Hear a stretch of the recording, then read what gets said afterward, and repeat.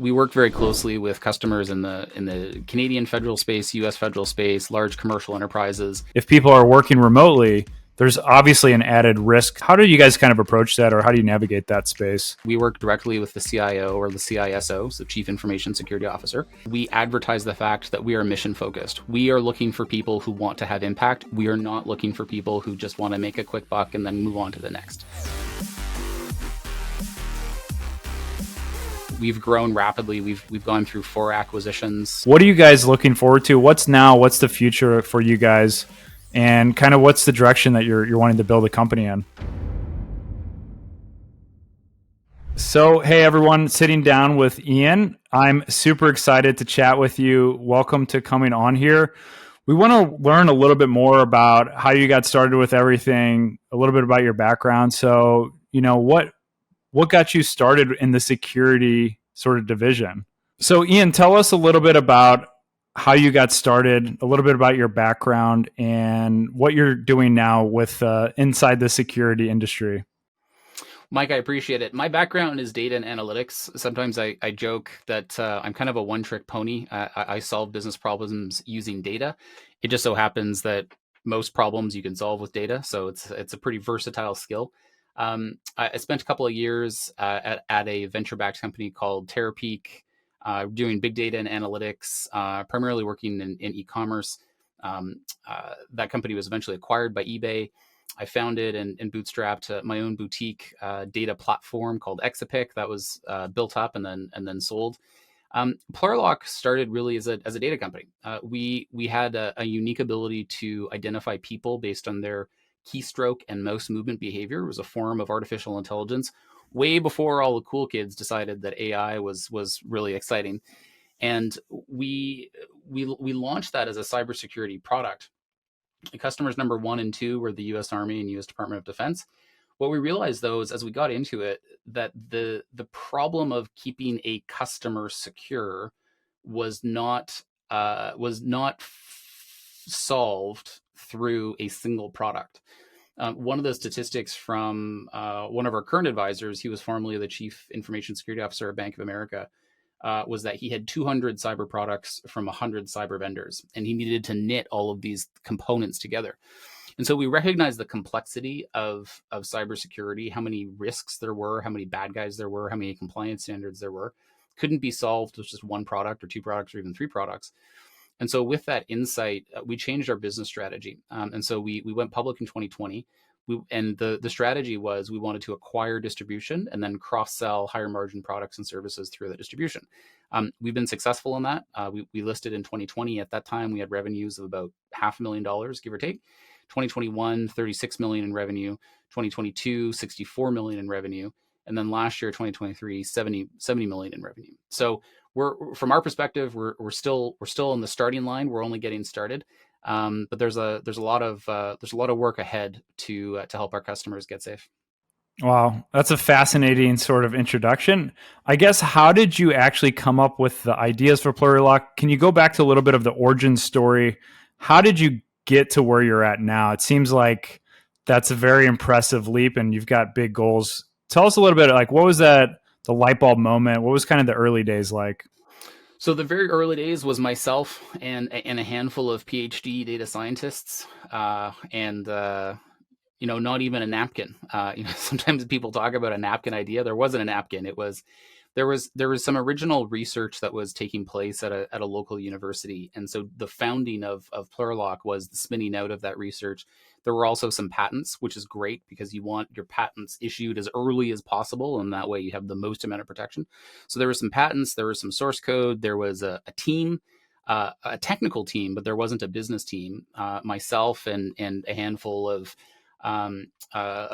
early angel investors. And so the first part of that time was identification of, hey, given this technology, where does it make the most sense? Meaning, who has the biggest problem? Is it finance? Is it academia? Is it the federal government? Like where does this fit best? Because we knew that the problem of authentication was ubiquitous. Our key insight was that most authentication at that time, and this was 2016, 2017, 2018, Most authentication at that time was a single snapshot in time. So what that means is when you prove your identity to the computer, when you type in your login and password, or when you swipe your thumb, or when you get a biometric of your face, it's just a static snapshot. And the assumption is, the computer assumes that 30 seconds after that snapshot, 2 hours after that snapshot, 8 hours after that snapshot, you're still the right person. Our insight was, well, if we could change from a static point in time to more of a continuous model, we'd be able to better account for account takeovers, or people stealing credentials, or stuffing attacks. There's a whole family of types of attacks against identities that were happening and still happen to this day. And so that was really the foundation. And we had this technology which every 5 to 10 seconds, or depending on the user, potentially every 3 to 5 seconds, we were doing an identity check. Are you the right human? Are you the right human? Are you the right human? So that was really the foundation. That's how we got started as a company. Wow. That's pretty amazing. And I guess, like, for people who aren't familiar with the cybersecurity realm, can you explain exactly what you guys do? Maybe for people who aren't as with a technical background, what does Plurilock do? So Plurilock is like the easy button for enterprise customers. We work very closely with customers in the Canadian federal space, U.S. federal space, large commercial enterprises, a lot of publicly traded companies, and we work directly with the CIO or the CISO, so Chief Information Security Officer.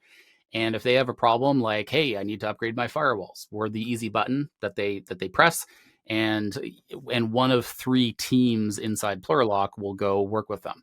So the 3 teams that we have, the first one is, we have a solutions group, and that's where we provide third-party products.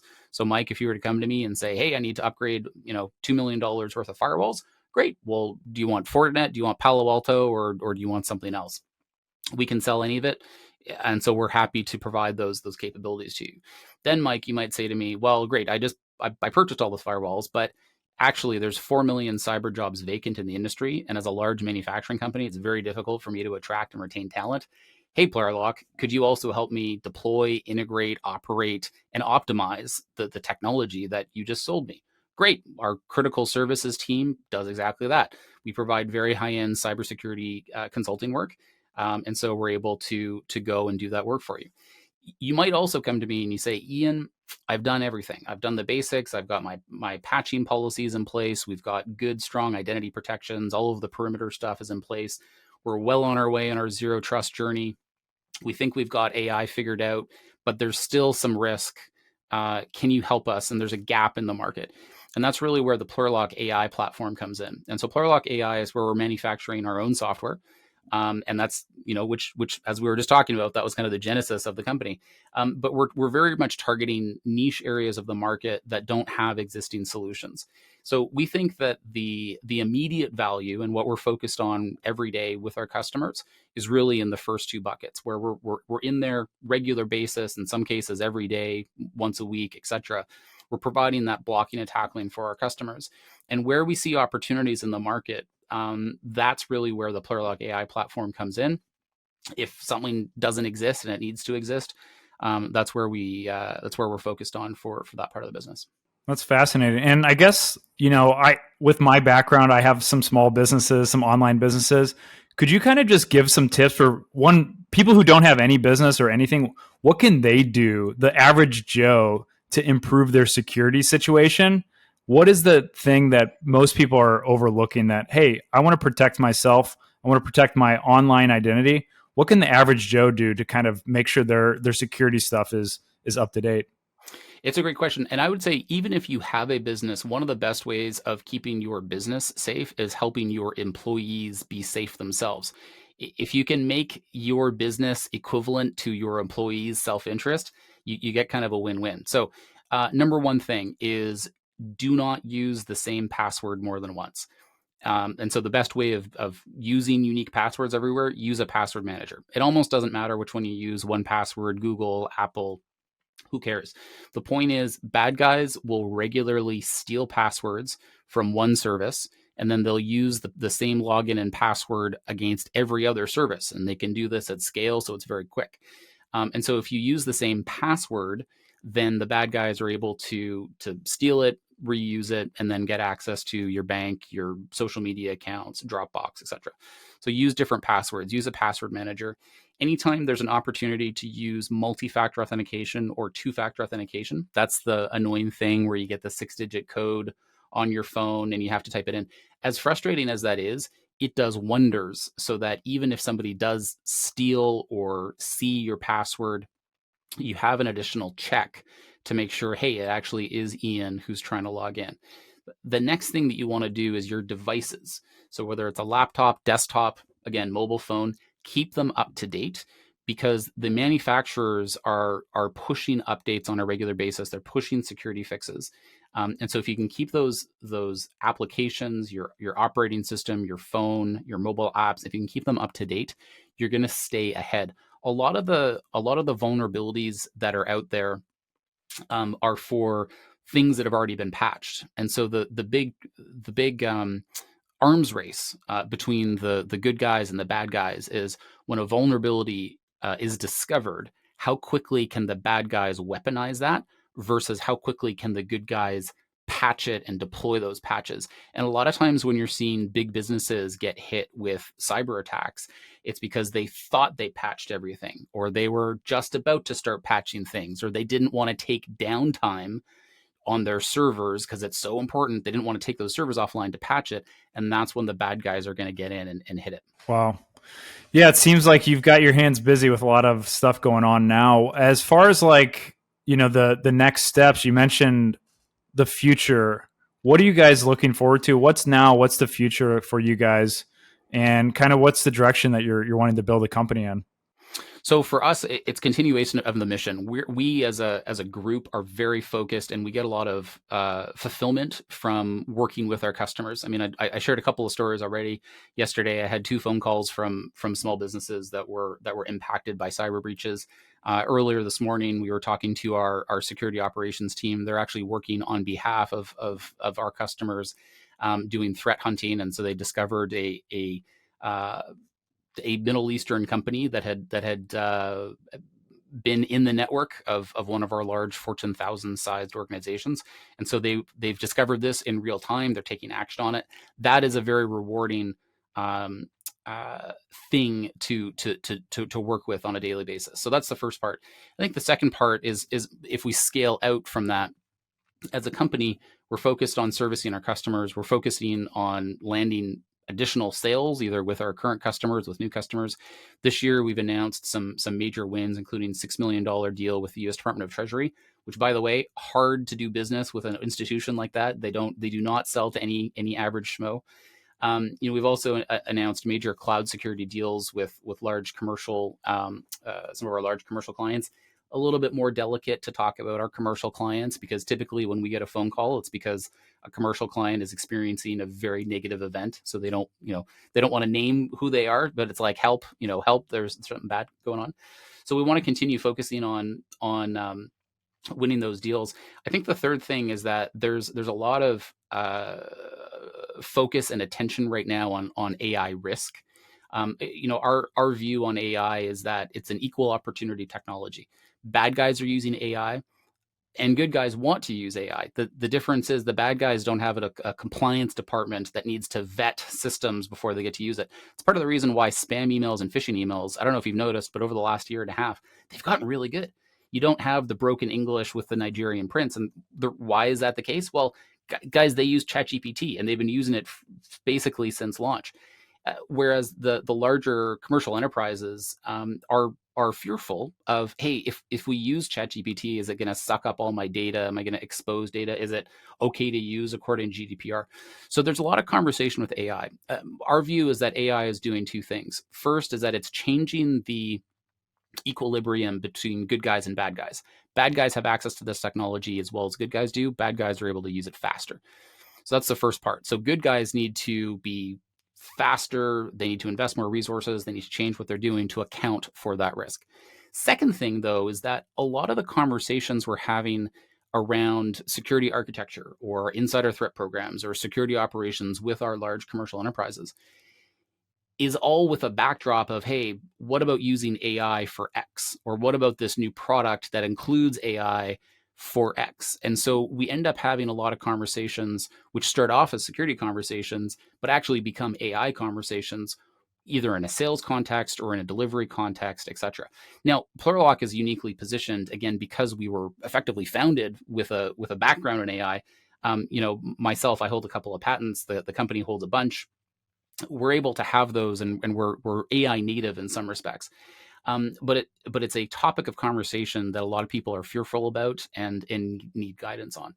And then I think the last piece that I would say is that we've been very active in adding to our team. We've always punched well above our weight for the size of company we are compared to the type of people that we have affiliated with us. So from the very early days, Admiral Mike McConnell was the former director of the NSA, and he was also director of national intelligence, and he was the vice chairman of Booz Allen Hamilton. He served as our lead independent director for many, many years. He's now retired for health reasons, but still serves as chairman of our advisory council. We also have Admiral Jan Tai. She was formerly at 10th Fleet at U.S. Cyber Command, and she's on the board of Goldman Sachs and General Motors. These are the types of people affiliated with us. Just in the last month, we announced 2 additions. Joe Sexton, who was formerly on the board of CrowdStrike, formerly president of a company called App Dynamics, which sold to Cisco for just a few bucks. I think it was $3.7 billion. So he's just recently joined the family. Brian Cunningham, national security lawyer, worked in the White House, CIA officer, and he was an early member of Palantir. So we're continuing to add to the talent at Plurilock. And Mike, like I said at the beginning of the interview, we're just getting going. Yeah, that's great. I mean, you mentioned the sales. A lot of big numbers, a lot of big partnerships that you're bringing on. Can you talk us a little bit about what does that sales cycle look like? I'm used to kind of, the smaller, maybe a month, sometimes a year, but I'm sure the sales cycle is a little bit unique in the cybersecurity space. Could you shed a little bit of light there? It depends what the catalyst is. Obviously, if there's something that has just recently popped up, the sales cycle could be very short. I'll give you a practical example. Our critical services team, where we're doing high-end security consulting for larger enterprises, we had a customer last fall, right after there was some conflict in the Middle East, and their operations were impacted. We got a call effectively Friday night, saying, "Hey, we need some help," and then it turned out they needed actually a lot of help. That evolved into a conversation Saturday morning. I think we had a proposal to them Saturday evening, and we had some of our people starting to work, on Sunday. Took a little bit of time for all the paperwork to follow thereafter, but that was the speed at which that we were able to operate, and we delivered a ton of value for that customer, and continue to work with that customer to this day. So that's how fast this can move. I think in a more traditional enterprise, a refresh cycle, for instance, if there's upgrading firewalls to next gen firewalls with AI technology, that might take a couple of months, 3 months, 6 months, that type of thing. But really, where we're able to provide the most amount of value is where we're doing not just one thing or not just 2 things, but we're able to say, listen, here are 7 things that we're able to help you with, and that's really how you get that. You earn that position as trusted advisor, where you are working with senior leadership, and it becomes a much more strategic relationship as opposed to kind of more transactional. And the business impact of that is such that most of our customers, well, a good chunk of our customers, we have relationships with that span 5, 10, 15, 20 years in some cases, because we've earned that trust, we've earned that right. And so it becomes really, really sticky. It's not recurring revenue in the same way that a $20 Netflix subscription is, but it's very, very sticky, and that's what recurring revenue kind of at the enterprise looks like. Very interesting. I'm sure you mentioned like you've got a lot of great talent there, which helps with the sales.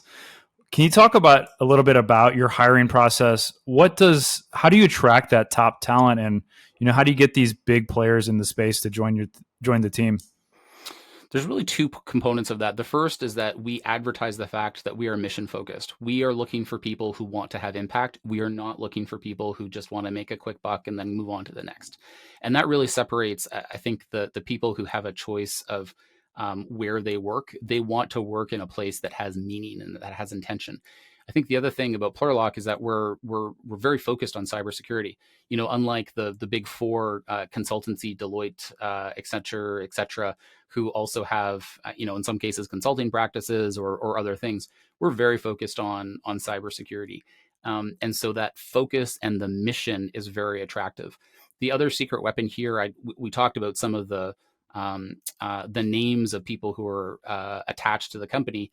That attracts talent. It's like, hey, what do those guys know that I don't? Why are they spending time? And in most cases, those impressive names. I mean, we're not given huge retainers.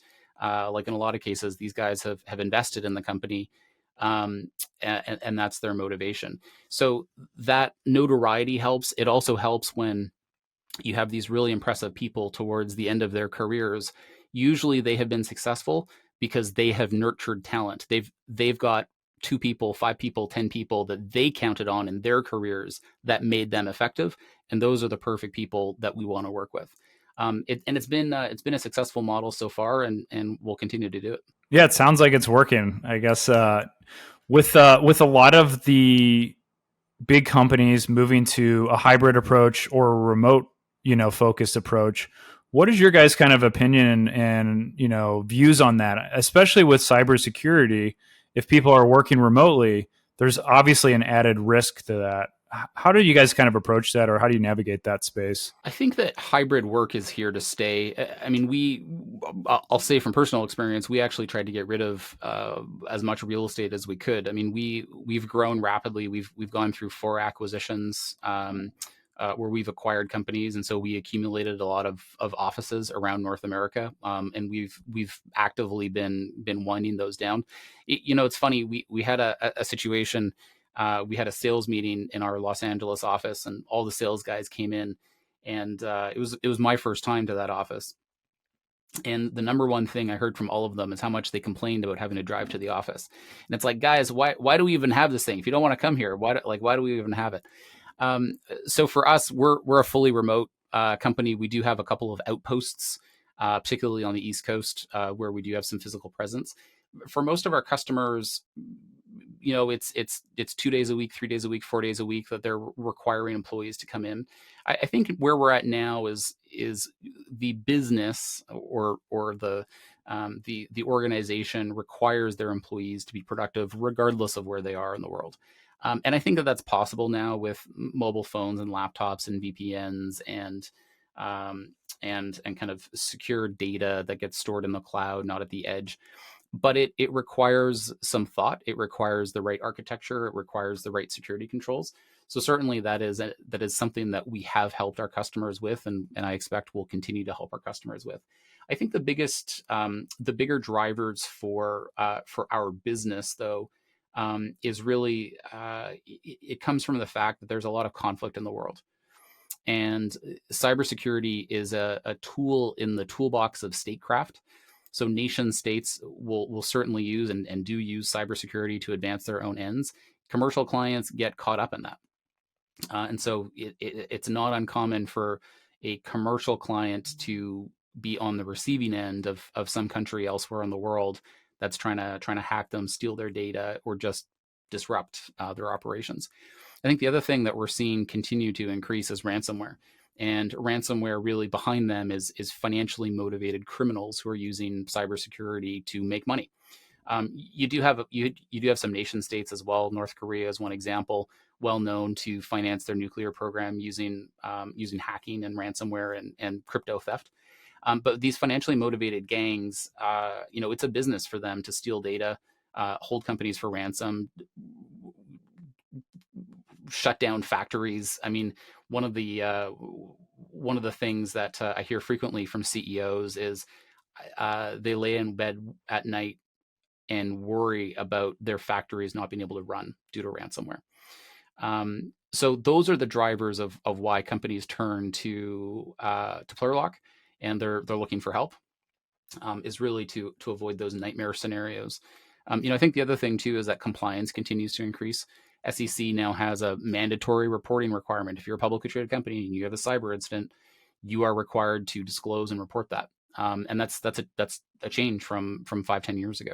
So there's, as more and more compliance comes online, more jurisdictions are requiring things of clients.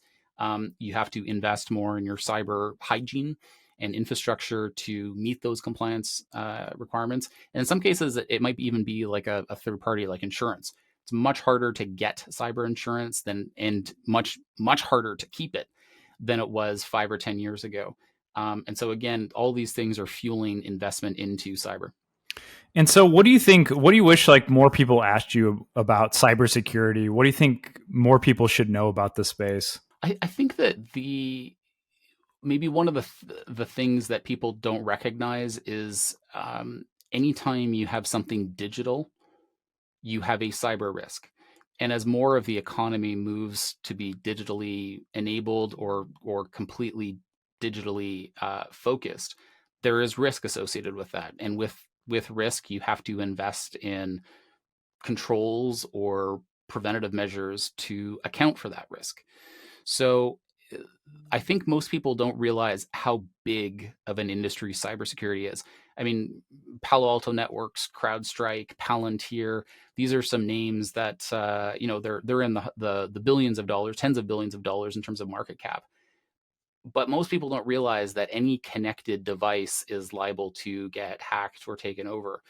And so I think that the investment that the world economy needs to make in cybersecurity is massive. And then if you're an investor, then the question is, well, how do I take advantage of that? There's actually not a lot of ways to invest in small cap or growth cybersecurity stocks because most of them are private. One of the pieces of feedback I get regularly is that Plurilock is one of the few publicly traded small cap cybersecurity names, and so it's hard to get exposure to cybersecurity despite it being such a big industry, particularly in the small cap or growth area. Yeah, it's fascinating. I guess as far as you guys being public now, what are some of the different changes that you've had to make? What are some of the things that you're kind of excited about? Well, one of the big areas, and part of the reason that we went public originally was we had a strong M&A goal, and the strategy has continued to be that we wanted to acquire and roll up distribution and then leverage that distribution to cross-sell higher margin products and services. I mean, we have been executing on that. The idea is to continue to execute on that. The public vehicle allows us to use the share currency to do acquisitions.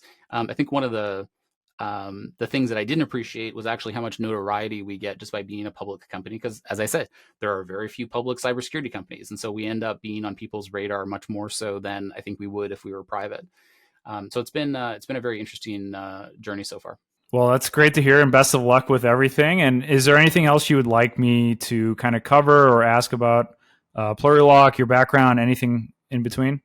I would just encourage people to follow us, follow the journey. Plurilock.com/IR is the easiest way. You can download investor presentations, sign up for investor updates, or just follow me on LinkedIn.